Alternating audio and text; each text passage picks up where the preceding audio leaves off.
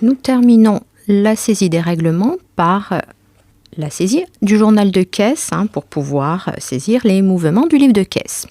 Alors, premier mouvement, le retrait que nous avons effectué à la banque pour alimenter notre caisse. Alors, cette première écriture qui est ici, alors nous avons bien mouvementé pour le débit le compte caisse, le compte 531 100, mais pour la contrepartie, nous n'avons pas mouvementé le compte banque directement, le compte 512 caisse d'épargne. Alors pourquoi? Parce que nous sommes dans un journal de caisse. Et on ne peut pas, alors c'est pas une interdiction technique, c'est une interdiction, on va dire, théorique, mais en tout cas, on ne mouvemente pas un compte de banque dans un journal de caisse.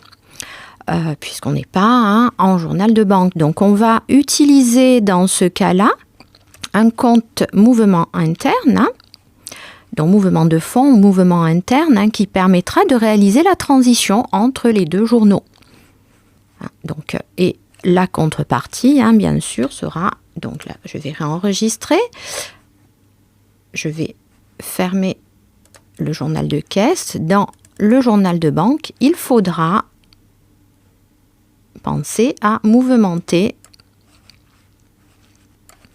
voilà, en sens inverse. Donc, si j'ouvre le journal caisse d'épargne, on peut le faire immédiatement, cette opération-là, mais il faudra penser à solder, voilà, donc le compte 580 par le crédit du compte 512, puis là, en journal de banque. Je réouvre le journal de caisse. Deuxième écriture, donc, le remboursement des frais de Madame Collet.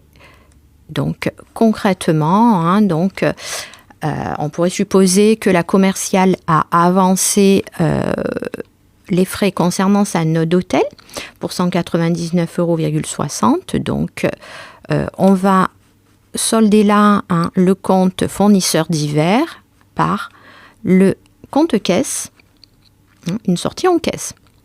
Et enfin, pour le ticket Z, pour la partie payée en espèces, donc également ici, on va solder pour la partie espèces le compte client divers pour une entrée en caisse, un débit caisse. Donc voilà les trois écritures à effectuer sur le journal de caisse pour nos règlements et puis nos opérations telles que le retrait ou remboursement de frais. Donc vous les avez ici. Sachant que également, il ne faut pas oublier la contrepartie du compte 580, comme je vous l'ai montré, en journal de banque.